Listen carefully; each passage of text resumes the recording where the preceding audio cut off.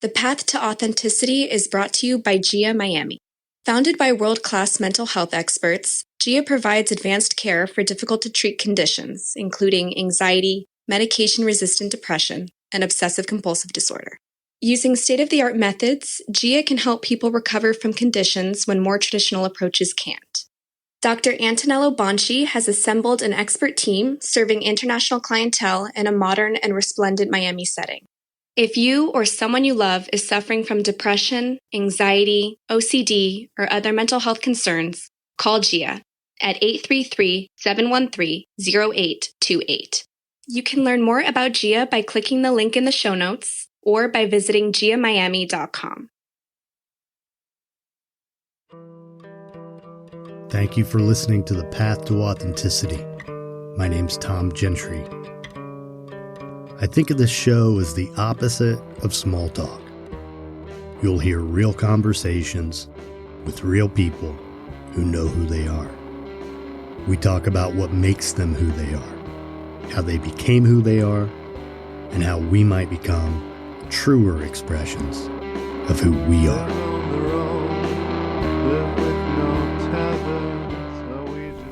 This is John Thomas, and this is The Path to Authenticity.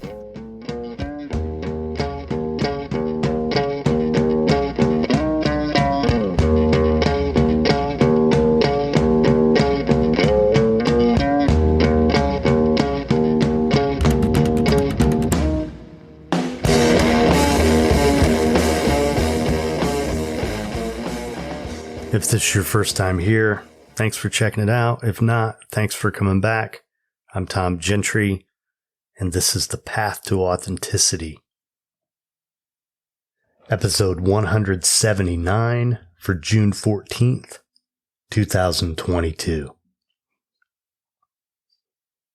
And this is a conversation I pulled out from the archives. Features my friend John Thomas, who's the publisher of Psychology Today magazine.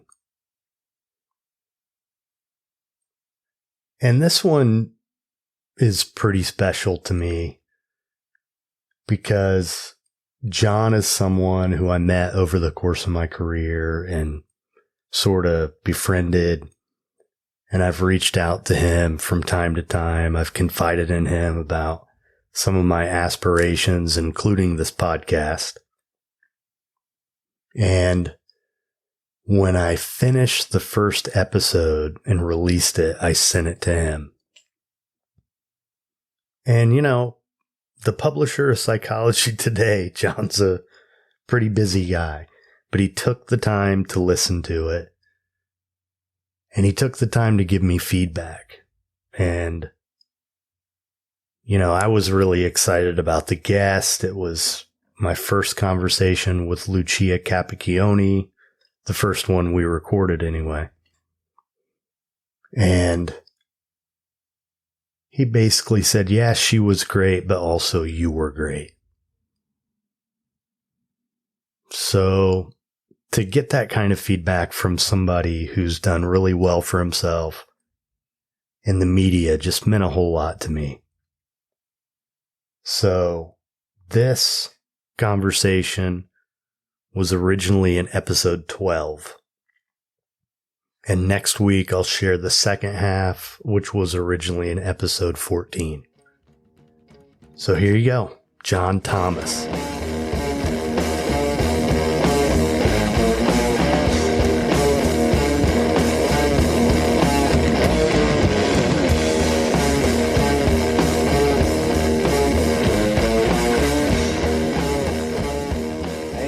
You? I'm doing great. I really appreciate you taking the time to do this, and I've been looking forward to talking to you. My pleasure. I've been looking forward to it as well. Good. Well, for the listeners, can you just tell them what it is that you do for a living, and we can kind of go from there? Sure. I am the publisher and executive vice president of Psychology Today and psychologytoday.com. And for listeners who may not know what a publisher does, It's kind of like if it were in the movie business, it's a director would be the editor in chief, and the producer would be the equivalent to, or the executive producer would be the equivalent to the publisher. The publishing side of media is really the glorious or dirty revenue, whichever way you want to look at it. Yeah. Side of the business, and other things too. It's the marketing arm of media. So how long have you been there, John?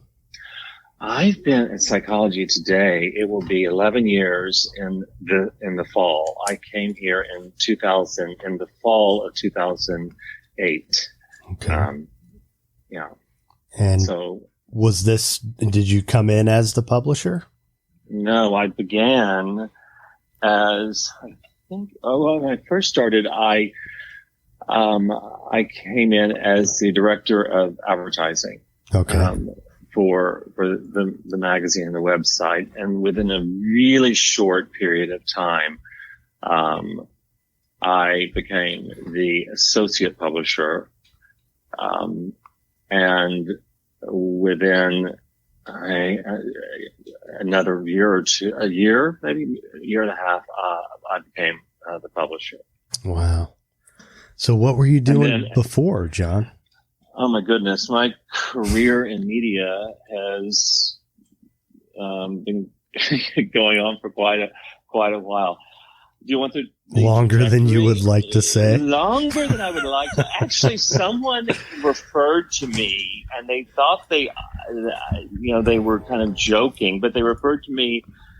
They used me and dinosaur in the same sentence today, gosh. And they thought that was hysterical, and I wanted to punch them in the face. I bet in the face is my right, and I think they were joking. I hope they were, but I don't think it's all. Well, let's go back a little further. Where'd you grow up?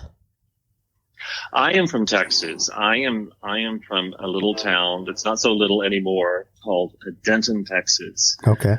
Which is a town directly north by about 40 miles of Dallas and Fort Worth. Okay. All right. And it was a sweet, great little town. During my childhood, my mother's family is from there and has been there for just generations, and are a big part of that community, her family. Okay. And it was a great place to grow up. It's grown tremendously since I was little. And as I say to my siblings, when I go back, it's kind of charm free now. I mean, there were great, things about a small Texas town that, once it becomes, you see stores that you see everywhere around the country, and gone are the, I don't know, Piggly Wigglies. Right. And they're replaced with, big, just more commercialized. Big box stores and Applebee's and all that stuff. It kind of loses its wonderful appeal. Yeah. Well, so but I had it. I was able to enjoy that growing up there. And then, so you left, I assume, for college? Yeah, I went to school in Texas, and then immediately after college, moved to New York, and without a real plan. I just knew I wanted to work in media, specifically advertising was my. So I was a journalism major. It was a double major, English and journalism, so knew that I really wanted a career in advertising, like a lot of young people do. Mm-hmm. I mean, and in my mind, advertising was like Darren Stevens from Bewitched. Does that reference make any sense to you? It does to me, but it may not. It may not It to may not. anyone younger Well, than me. I hope that Yeah. reruns will serve Yeah, us for that reference. But that was, and funnily enough, it's something I knew even as a little boy. Like I kind of knew how advertising worked, and I knew that was something that combined a lot of different elements of things that I enjoyed.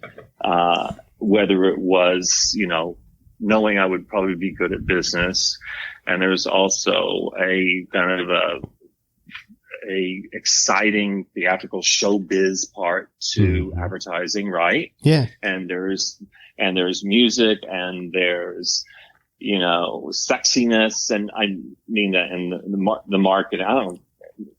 Maybe I mean that in a lot of different ways, but really in the marketing sense of that word. Mm-hmm. And so it had, like for a lot of young people, it had its this appeal that I knew I could somehow fit into that into that world.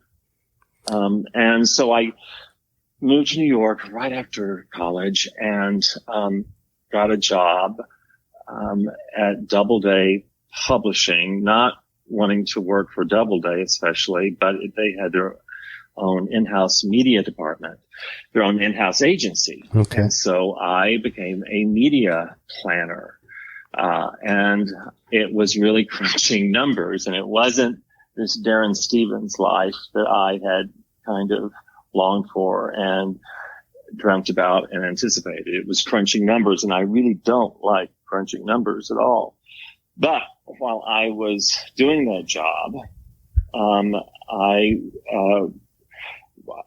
would have these meetings. These people would come in from magazines, and they were super nice and super slick, and they looked like they just had the best time, and they would take me out to lunch at great places, and as it turns out, they were advertising account executives for these, every magazine under the sun would come in to Doubleday, but to sell me advertising for the Doubleday book clubs, which were like, the names of the book clubs were things like Ecstasy Romance and like Military Book Club and what. There were like 10 different book clubs at Doubleday now. So that was my job. And I thought, when I would be around these people, I thought, you know what? I can do this. I can do what they do. And that really launched, being around those guys, seeing them, hearing them, and identifying with what they were doing, really set me on my path. And I was super, super lucky that, my first job was actually at Rolling Stone. Wow. And this was in 1989, I guess, maybe 88, when Rolling Stone was at its height. I mean, it really was at the pinnacle of its, bigness and its success, and nothing was better. Nothing was more brilliant. Yeah, it was before Spin, right? Before Spin. Mm-hmm. Well, Spin actually plays a part in this story, because I'll get into that. But way before Spin. So I started at Rolling Stone, and it was a really tough job to get. I was just a kid, and they were talking to. There was an opening there in their advertising department, and they were talking to people. I remember all this like it was yesterday, because I still look back and think, I really was at the right place at the right time, surrounded by the right people. They were talking to people from GQ and from Esquire, and from all of these, big deal magazines, these people that were established. And so that was my competition. And I was this kid, and I really gave it my all and did great at the interviews, did terrifically well until the very last interview. And I really went in. This is a lesson from my life. I went in and I had done so well with these interviews, and I gained this false sense of I guess, security about it. Like, oh, I've got it. It's in the bag. I'm going to get this. I'm this young guy, but I'm going to get this. And I didn't fully prepare for this one last presentation I had to do for them. Because again, at this time in the magazine world was really different than it is now. It was at its height. It was extremely competitive. Magazine jobs were coveted. And the best of the best were, out there vying for these positions. And I went in for this last presentation, and I was not as prepared as I should have been, and I blew it. And when I say blew it, I mean totally blew it. I became a nervous wreck. I was sweating. I couldn't put a sentence together. They literally stopped me in the middle of it because I think I was making them nervous, and they got me a water and a napkin to wipe my sweaty brow. It was horrible. Now you can imagine my devastation of being up on, cloud nine, thinking I'm like a shoo-in for this thing because I'd done so well, and then going in and really blowing it. Mm-hmm. That night I went home to my little apartment on the Upper West Side of Manhattan, and in my devastation, what am I going to do? And I was taking out a contact lens out of my eye, and to make matters worse than they already were, the contact lens fell into the toilet. Now this story is literally going somewhere. Okay. It becomes this magical moment of redemption. So my contact lens falls into the toilet, and I think, this can't get worse. I blew this opportunity. I'm going to have to go back to this job I can't stand at Doubleday, crunching numbers. I just, this is not a good scene. And I look down, and this contact lens is floating on the very edge of the water. It had not gone down the drain, so to speak. It was there. I could salvage it. I grabbed that thing out of the toilet, literally, washed it off completely, put it back in my eye, stayed up all night long, and redid this presentation.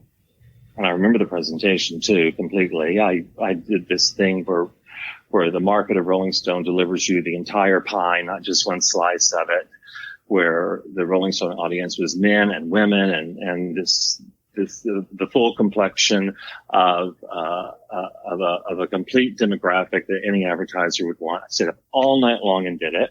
Went to an all-night bakery in Grand Central Station and got an actual pie and delivered it, unannounced to the doorstep of Rolling Stone the next morning. Left it there with the presentation that I'd worked on all night long. Left it there and went to my job. And I did that, not thinking, okay, this is going to get me. This is going to undo, my horrible performance at the final presentation. But at least they're going to know that I'm not some loser who just gave up and whimpered away and into the background. I wanted to show them at least that I cared enough about it and about them and about myself to give it, to show them what I was really made of. But I had zero expectation that anything would come of it. And so later that day, I got a call in my office or my little cubicle, in the Doubleday media department. And it was Dana Fields, who at that time was the associate publisher of Rolling Stone, and a remarkable woman, incredible. And, she said, can you come in just to talk to me for a minute? I got your thing. And she wasn't, effusive, and she wasn't like, oh my God, that was so great of you or whatever. She was just like, just stop by if you can. And so I thought, okay, well, that's awfully nice. And I went by during my lunch hour, and it was, Dana, and then, her her cohort, a guy by the name of Les Siphon, who was another associate publisher there. And they sat me down, and they were the ones that I had done the presentations for in the first place, and it had all the great build-up with, and then finally the big, horrible performance in front of. They sat me down, and they took me through this presentation. And they did a brilliant job, and they performed beautifully, and I was just riveted. And they looked at me, and Dana said, "Do you think that you'd ever be able to do that?" And I go, "Well, I'm not really sure." And then she stopped me, and she leaned over, and she said, "Well, I think you can, and you are hired." Wow. And I'm telling you, if that little contact lens had not fallen out into that toilet, and I'm not even joking about that, Yeah. It's the truth. That was his sign I had. That don't give up. Right. Don't give up at this, You could have just flushed the toilet. Yeah. No more contact lens. No more contact lens. And I would have just gone to bed or done, and wallowed and, whatever. But I didn't. I saw it. I grabbed it. I stuck it in my eye, stayed up all night. And I'm glad it all happened that way. I'm glad that I kind of, screwed up that final presentation, and then the next 24 hours changed everything for me, changed the way I thought about, myself, and the way I thought about challenging myself.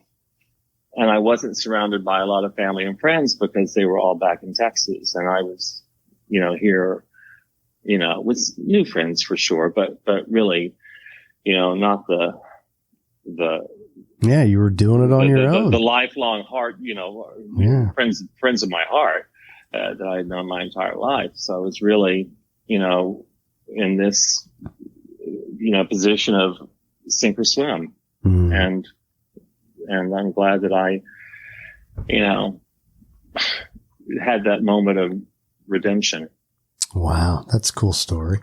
So what it's about? It's a good story. It's a good story, and I say that because I'm really glad it happened to me. I'm super grateful for that. I'm very, and it informed so much of things that happened ever since, because we all are faced with adversity, and not just something as the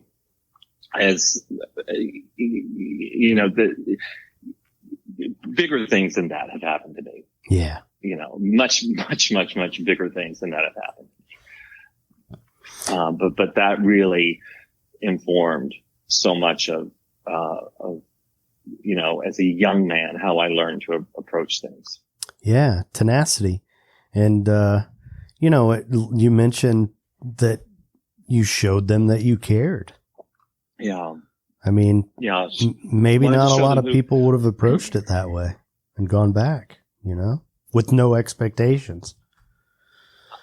I don't know. I mean, the only thing that kind of informs that for me, it's interesting that you say that, because I've often thought, well, maybe a lot of people would have done, maybe it wasn't that extraordinary. Maybe a lot of people would have done the same thing. Maybe a lot of people, first of all, would have been prepared in the first place and wouldn't have been in that position, number one. But if they were, maybe they would all stay up all night and redo it. But I'm not, but now that, I'm the boss and people come in and present to me or, whatever, very few, if any, have, after they have not done great, have turned around and wowed me by surprise the next day. Very few. Yeah. In fact, none. Well, impressions are huge too. They really are. I think about, there was a time when I was young and I had first moved to Florida here, and, I wanted to learn more about art, and, I decided I wanted to get a job at an art gallery. And, that world in Palm Beach, it's small, it's not New York, but it's pretty competitive, and there's some really nice galleries. Maybe even more competitive than New York. Yeah. New York has it's a broader spectrum, but in Palm Beach, it's so rarefied that world, and they all know each other. It's a small, tribe. Yeah, and it was heading into the season, and they needed help, and I kept showing up there and calling, and this office manager kept telling me, well, I have several other applicants I have to interview. And then finally one day I called her and she said, well, you keep calling and showing up. So I guess, I might as well just go ahead and give you the job. Tom, let me ask you, had you done had you worked at a gallery before, or was this just your young man's head going, wait, this is something I think I want to do? No, well, back in my past life, I was a carpenter. Mm-hmm. So, when I was young, just out of high school, a couple years later, I joined the Carpenters Union, and I did that for several years. So I learned a lot about that, and it was a not maintenance as much as installations, shipping, but you ship a monumental sculpture, you got to build a big crate, and you have to know, really, if you're going to hang an entire gallery of art, you need to know how to hang artwork. And so I knew I could do it, and I wanted to learn about art more. I'd taken some art history in college, and I've always loved art. So yeah, it was the kind of thing where, it was probably the best gallery over there at the time. And, I don't know how well you know art, but, there were, Hans Hofmann and, Dubuffet, and you name it, really. There were Picassos that I handled, and, but, a lot of the artists that aren't anywhere near as familiar as a Picasso. My great uncle, as an aside, you asked me how much I maybe know more than the average bear. My great uncle, who he's dead now, but a world renowned abstract expressionist, studied with Hans Hofmann. So I know all about who was it? Do tell. His name is Myron Stout. Okay. And you can look him up and get a more succinct kind of profile on his work. But he was remarkable, and MoMA has his work, the Guggenheim, the Whitney, and he's represented, I think, still by Joan Washburn. Wow. So I have a real appreciation for that, and also an understanding how the art world works, mm-hmm. and which I think a lot of people would be surprised at how all of that. It's really it's a tricky business. Mm-hmm. Is it STOUT? Uh-huh. Okay. At my desk, I have a big copy of, I'm sure you've seen it before, The Art Book. You know what I'm talking about? I have it in my office. I actually have one in my office somewhere. I pulled it out to see if he's in there, but he's not, But right. When I had that job, what I did is I bought the smaller, there's a pocket version of that. And if you're not familiar with this book, it basically has a good example of lots of different artists. It's in one good example for right. all through the alphabet. But it enabled me to, work in this gallery, and the owner could come in and say, I want the Hoffman over there. And I would know what he was talking about, and got to the point where, I could recognize a lot of different artists. And I really, I love that. That was a good experience for me. It didn't last terribly long.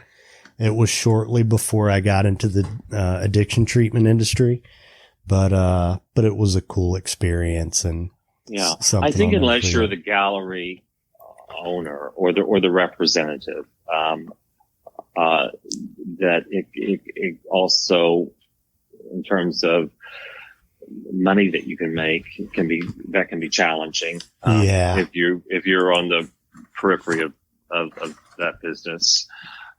Well, and maybe sales in some cases, but, you know, I mean, they're high end pieces, and, you know, every sale's a really big sale, and every sale's a really big sale. And so again, if you're a commissioned salesperson, but really the gallery owner, because their cut is so large. I mean, that's the thing that most people don't know is that the you know, the painting is $1 million. Well, the artist, you know, gets sometimes less than half. Yeah. Yeah. Anyway, we kind of veered off. That's okay. That's good. That's good. I love it. Side road about art, but I'll send you, Tom, a few things about Myron, because I think, especially since you know about Hans Hofmann, and their connection was really so close. Well, and you know, I really love abstract expressionism. You know, I do too. Mark Rothko is really my favorite, you know. Oh yeah. And Myron's representative was, and I just blanked on his name. The Oil and Steel Gallery was Rothko's. They shared the same representative. So Rothko's work, Oil and Steel, and the guy's name, for the life of me, I can't remember. Tom, I'll remember it, but it's great. And it's funny how kind of the way it ebbs and flows too, and the popularity of an artist. You know, who collects Myron is Tom Ford, you know, the designer. And I had kind of forgotten about that until I saw a movie called A Single Man, which I think that's the name of it, that Tom Ford directed. And Julianne Moore is the lead actress in the film. And in her house, her character's house in the movie, I thought, that looks so familiar. Well, it was Myron's works. Two of his paintings were in this fantastic kind of mid-century house. And I thought to myself, well, that's good. That's good. That association. And because, you know, look, the buzz on any artist only helps, you know, you got to keep the buzz going no matter what. Absolutely. So what got you into the recovery field? Well, I want to add before you answer that, and this is completely out of left field, to join the Carpenters Union is a big deal. So that's great that to get into that union. Isn't that like a huge deal? Like you have to go through all kinds of hoops to they don't just give those slots away. I mean, no, they don't. And it's probably more competitive in places like New York. I grew up in Indiana, and, you know, in a really blue collar town. What town? It's called Kokomo. Well, I know Kokomo. One of my favorite towns of all time is actually in Indiana, and it's Columbus, Indiana. Do you know it? I do know it, but, not well. You should go there. It's the architecture in that town is unbelievable. I have been there. It's been a long time. It's the architecture in this little Indiana town outside of Indianapolis is unbelievable. They have a house there called the Miller House by the Miller family. It is this world-renowned house. Every architect in the world studies, designed by Saarinen. Okay. Saarinen. And it's phenomenal. It's absolutely, and it's one of the many, architectural masterpieces in this little. I didn't know that. You know, I mean, there are some pretty interesting things about Indiana if you get around a little bit. You know, there was a Shaker community there at one time, and, you know, lots of little interesting stuff, but, there's those big cows in the airport. Those big. Yeah. Oh, well, I know. Right? Well, my hometown's known for the big cow in the park that's stuffed that supposedly the biggest steer in the world lived there at one time. And that's, we kind of. stuff like a taxidermy cow? Like, yes. Yeah. Oh, it's enormous. I mean, it's like, it's taller than you. So yeah, the Herman Munster of cows. Yeah, we natives joke about Old Ben. It was his name, Old Ben. That, and there's this enormous tree stump that's in the park that, supposedly the world's largest sycamore stump. So yeah, it's not a huge town, but 50,000 people maybe, but the cows are big and the tree stumps are the huge, cows, at least at one time, the cows and the tree stumps were really and big. it's really stuffed. Yes, and it's there in the in the city park. There's a little section of the city park where they have it on display in a covered building behind glass, and then nearby. I was going to say that they don't leave Big Ben or whatever out there in the elements. No, not at all. I mean, I don't want that. No, now the sycamore stump actually grew somewhere else, but they moved it there. It's huge. I mean, you can walk into it. It's probably similar to a redwood. I haven't been there. I'd love to go there someday, but the redwood forest. Yeah. But so I grew up in this blue collar town, and I had a brother who was in construction, and his best friend owned a contracting company. And, I got out of high school, and there's lots of rabbit holes we could go down with this, but long story short, they needed help. I wanted to make better money. I was going to take a year off before I went to school. And so I started working at this construction company, as a general laborer. I did a lot of painting and stuff like that. And then eventually, they helped me get into the carpenters union. There's a test that you have to take. And then there's a training program, which includes classroom work and what they call skill blocks, which, basically, you might have to build like a miniature house inside this workshop. And the first project that they made everyone do, and I'm sure this is pretty universal, but you had to build a set of sawhorses with only hand tools. And, that might not sound that complicated, but they were, essentially, a sawhorse is kind of like the structure of a roof. Right. And, it had all these compound miters that are hard to really, really difficult to cut with a handsaw. Right.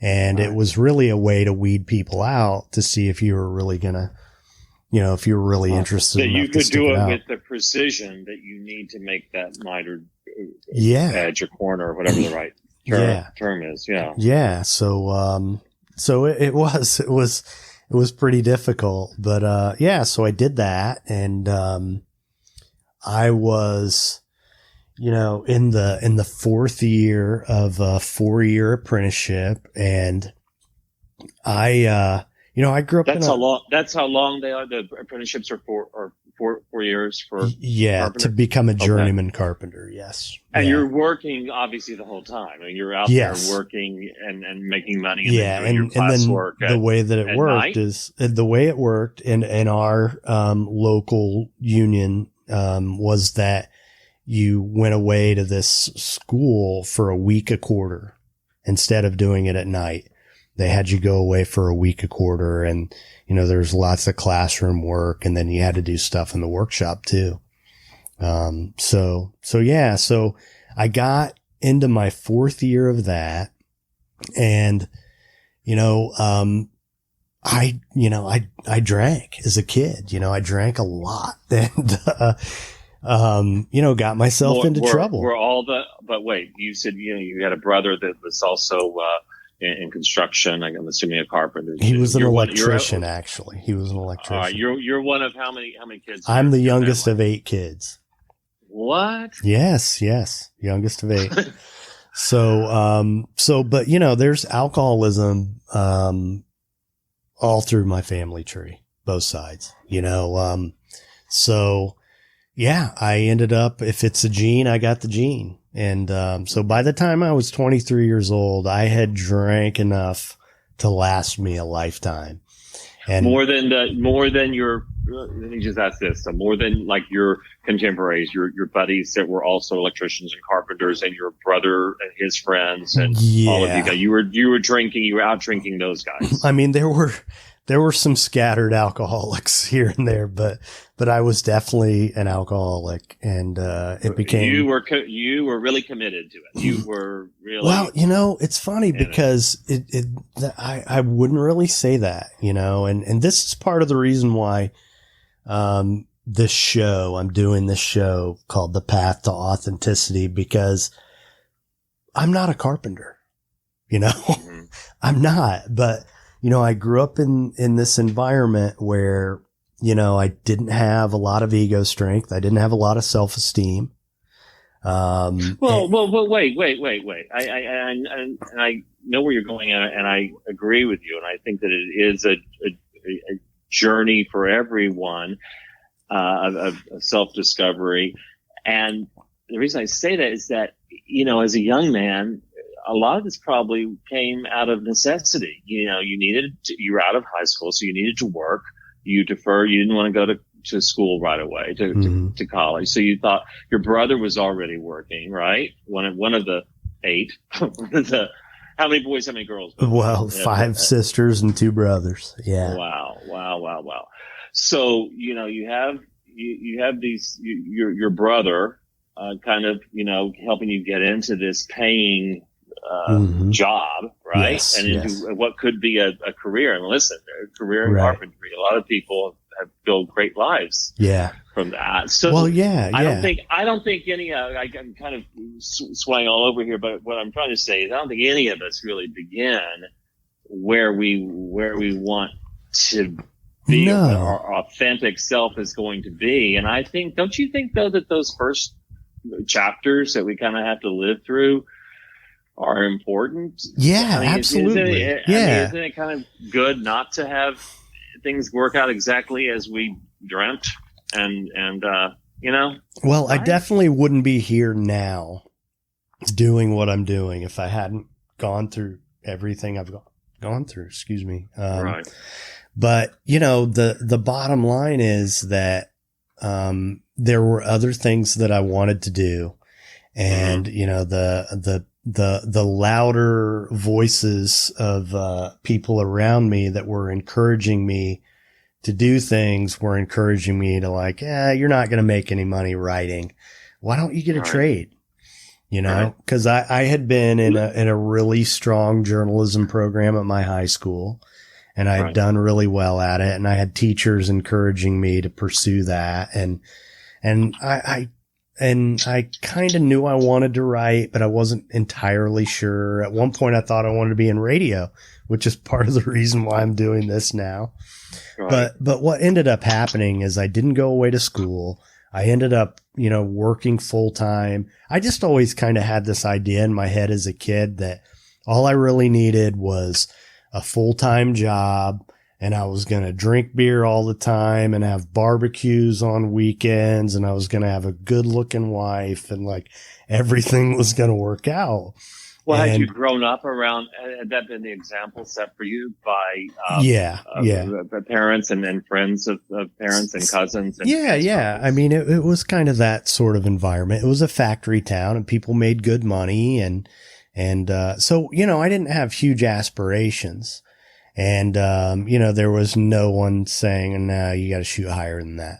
So, or people that understood your aspirations, right, and could get behind it to support them. Because if you have folks around you that love you, as I know your parents, loved you, and aunts and uncles and everyone else, and you're, let's say, talking about being a writer, if they don't know anything about that, that would be fearful. They would make them a little scared. Like, and that's basically what. How's he going to make money? How's he going to survive?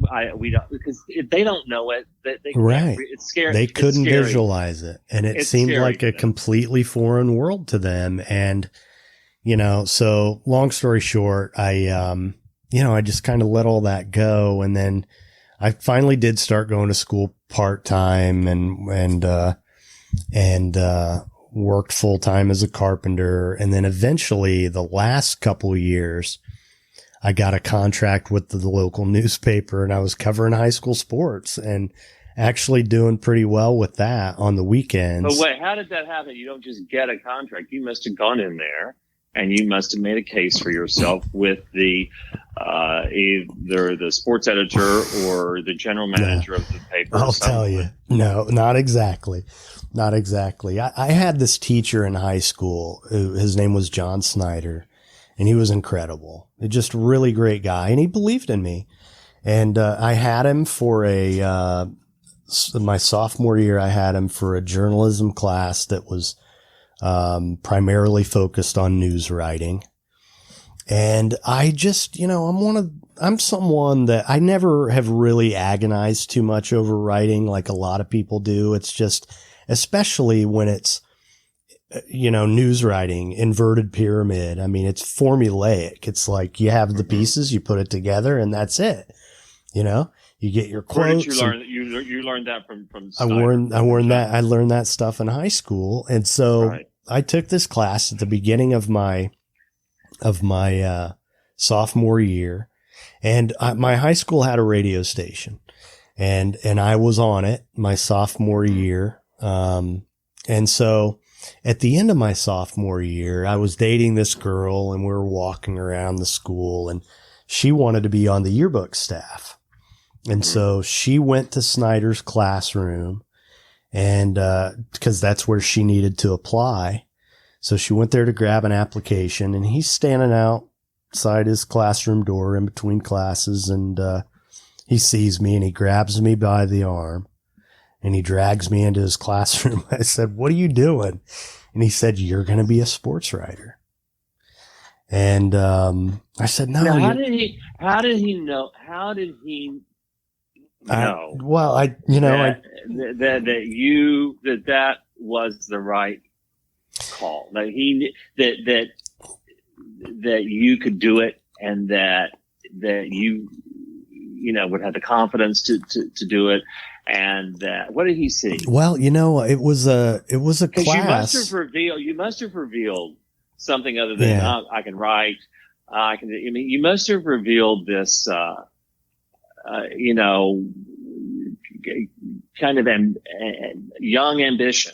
I don't know. Without even knowing it. No, maybe, but the only thing I can think of is, a lot of people don't realize this about news writing, but a lot of it's done on the spot. I mean, your deadline is like right now. So this class, my sophomore year in high school, I mean, it's not like he gave us homework assignments for writing. We did it right then, And I think he felt like the quality was good enough that I will say one thing, that I had an advanced journalism class a couple years later when I was a senior, and that woman really encouraged me a lot too. Her name was Ann Bingaman.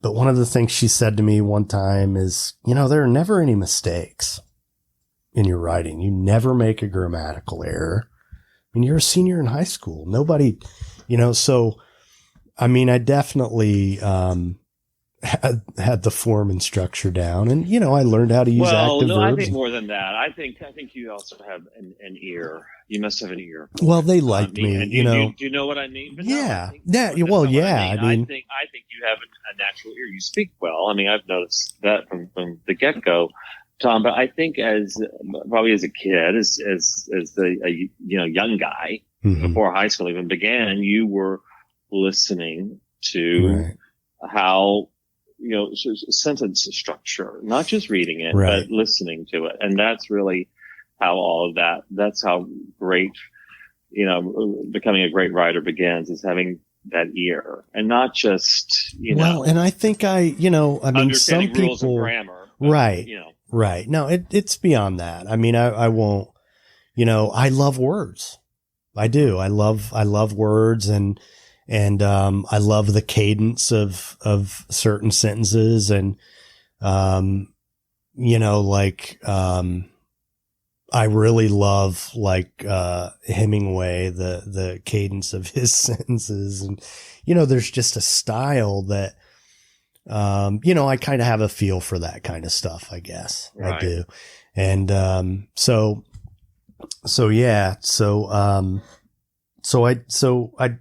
had that experience in high school. And a couple years later, when I'm doing this construction job over the summer, I was working inside this, bank that our company was remodeling. And I was painting. And outside, I see Snyder walk by and I run out and say hello to him and see what he's doing. He was on his lunch break. That year in Indiana, they had all the high school journalism teachers do internships at local newspapers, and they'd spend a week in each department. And that week, he was in the sports department, and he walked back by at the end of the day with a business card of the sports editor, and he came into this job site and he gave it to me and said, "Call this guy." Wow. And I did. And, it's a small town. My his wife was my sister's middle school English teacher. She had did babysitting for his kids. So I had been to this house before, but we didn't really know each other. I knew his kids. But as it turned out, this guy, his name's Dave Kitchell, and he was Indiana Sports Writer of the Year multiple times. And, when I can't remember what year it was, the Olympics in Atlanta, I want to say it was 92, maybe. But that year, the Associated Press chose 12 news writers, sports writers from around the country to cover the Olympics for the AP. And he was one of those guys. So this was he was really a good sports writer.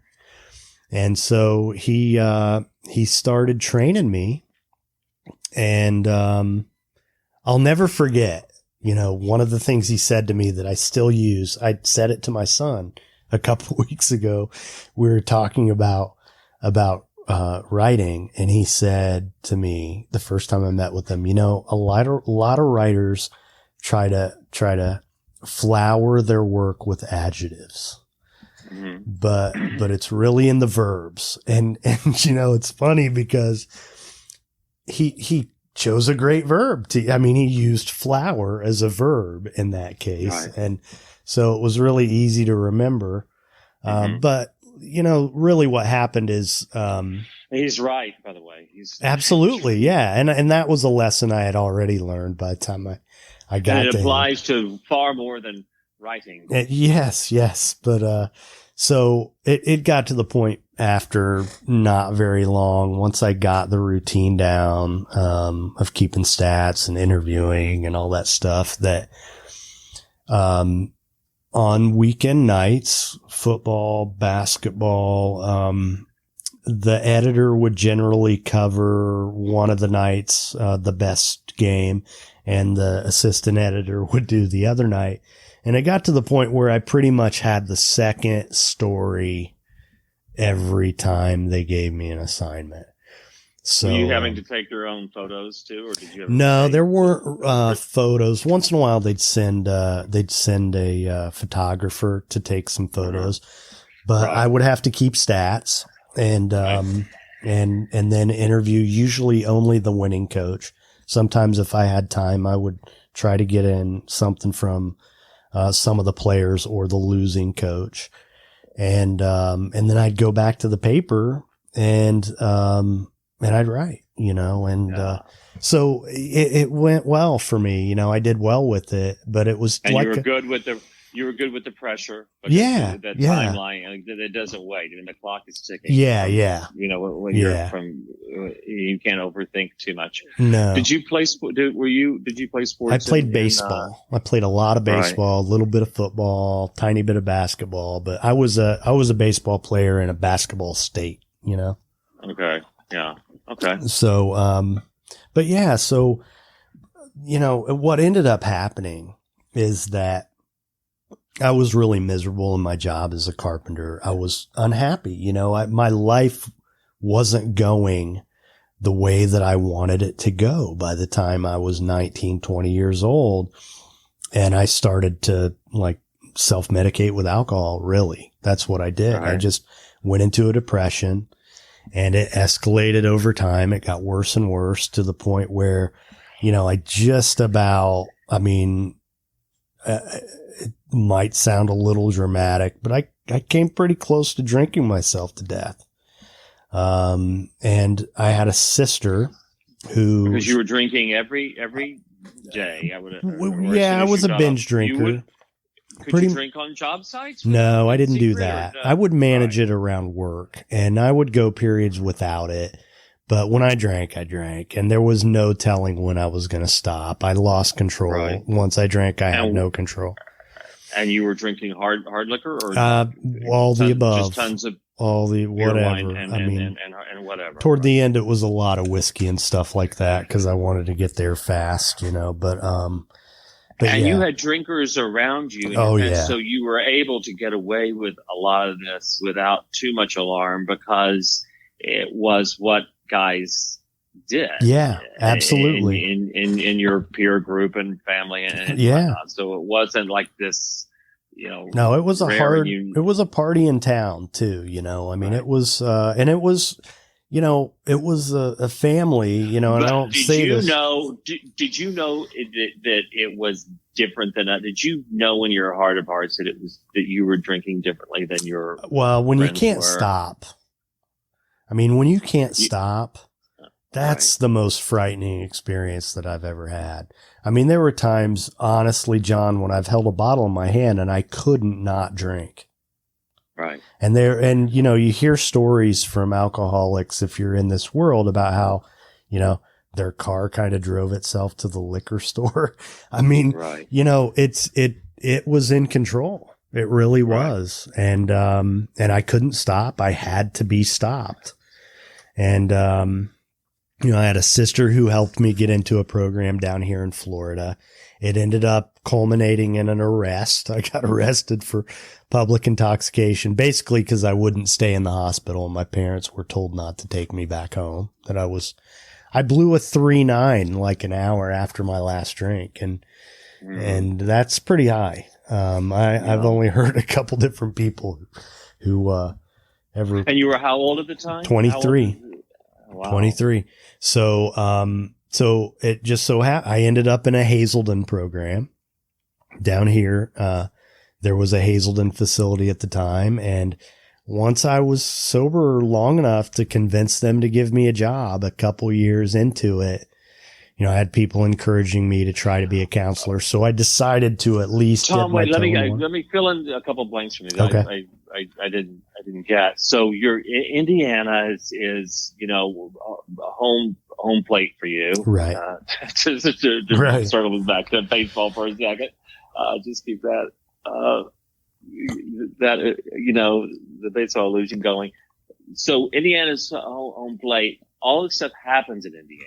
All of this good and bad stuff happens. Good stuff meaning that you find a voice in journalism and in sports journalism, and you probably feel great about yourself when you're doing that. I would imagine. I'm sure that there's a certain pride and the beginning of this self-actualization and feeling probably authentic.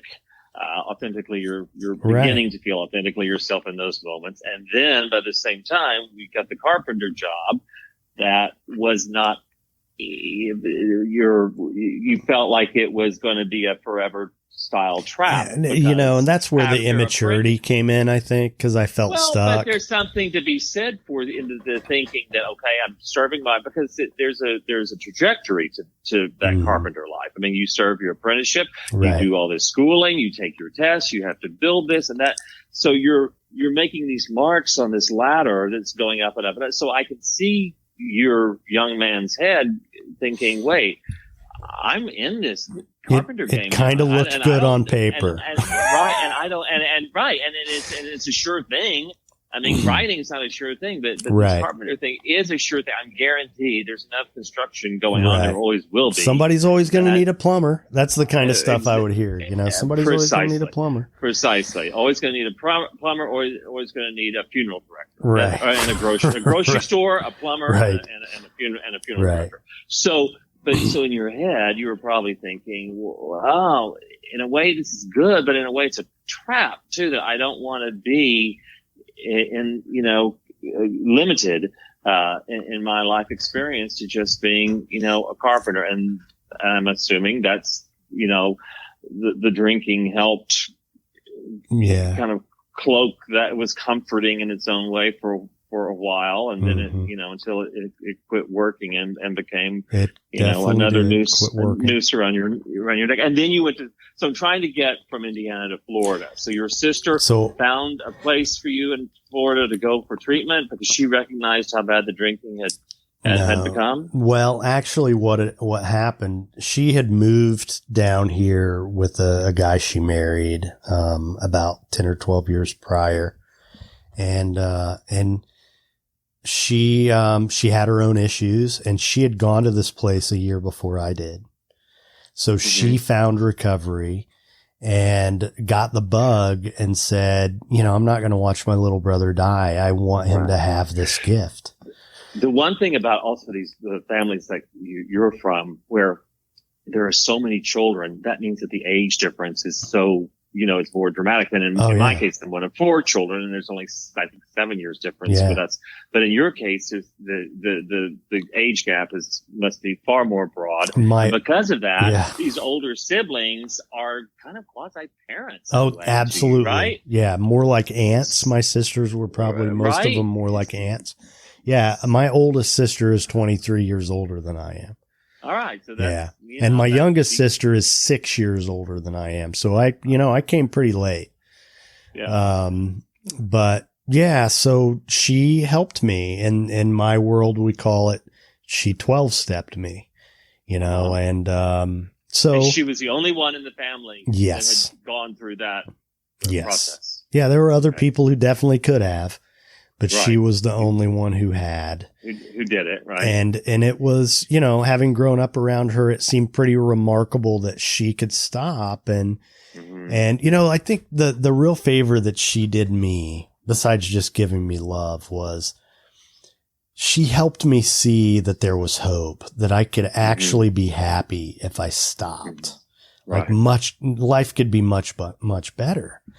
And it was within your grasp, right? She was part of you, she was one of you, and if she could do it, it was plausible. It was feasible. And also it sounds a little more desirable than I would have thought, So I did it, and she was a huge help. It was great to have another family member, and I stayed. Obviously, I'm in West Palm Beach to this day. It's almost.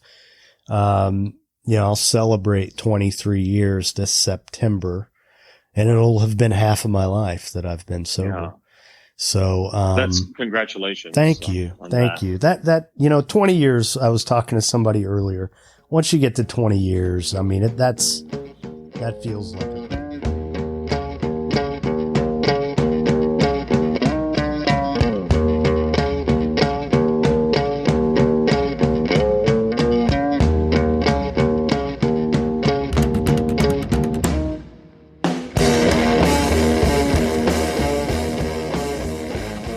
There you go. Another episode in the books. Thanks for listening. You can learn more about the show and this episode's guest at thepathtooauthenticity.com. If you enjoyed this episode, please share it with someone. Leave us a review on Apple Podcasts or wherever you listen. Every little bit helps. I want to thank the band Punk Rock Opera, whose music you hear throughout the show. Their songs are used with permission from the artist and under a Creative Commons license. If you're so inclined, check out the Patreon community. As soon as I do these interviews, I upload them to Patreon, where the content is only available to patrons. And for just a couple bucks a month, I usually post audio content, their exclusive audio content,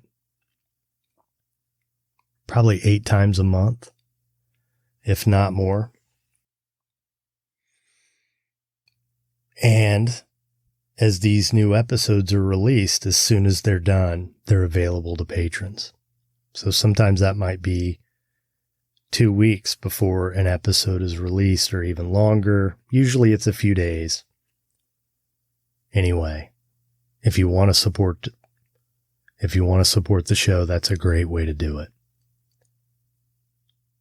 So thanks again for investing your time. It's a big deal to me. Thank you for supporting me and supporting the show. I hope you keep coming back. Be nice. That's our story. I hope you enjoyed the punk rock opera. We have one last piece of music for you. It goes like this.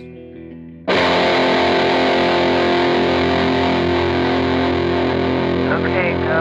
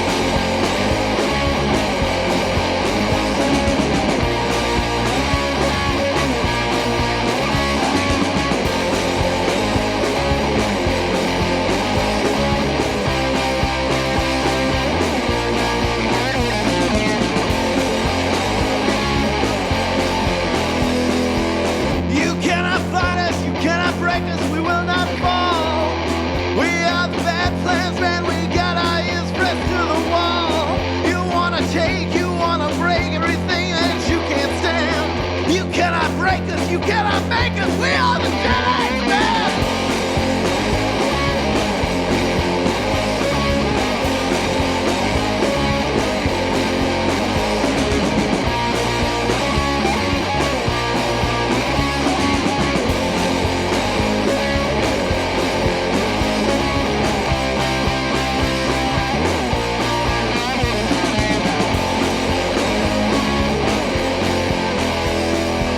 We're just the losers that lived up the street, living on these chords, simple beats. You wanna cheat, you wanna stop, you wanna tear us down. We are the bad plans, man, we got our roots stuck in the ground.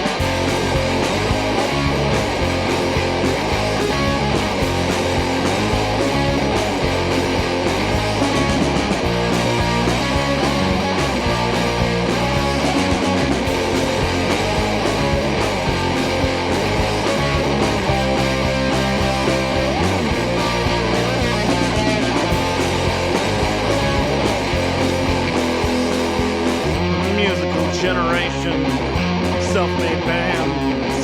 We cut our teeth with bloody hands. The rage has instilled in us. Can feed a crowd, give them a rush.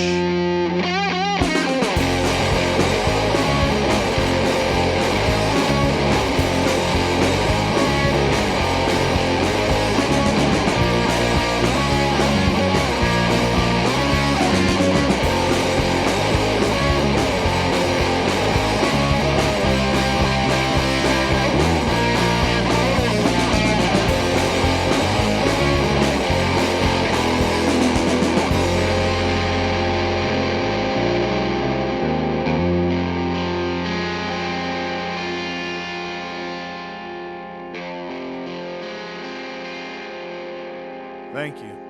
And good night.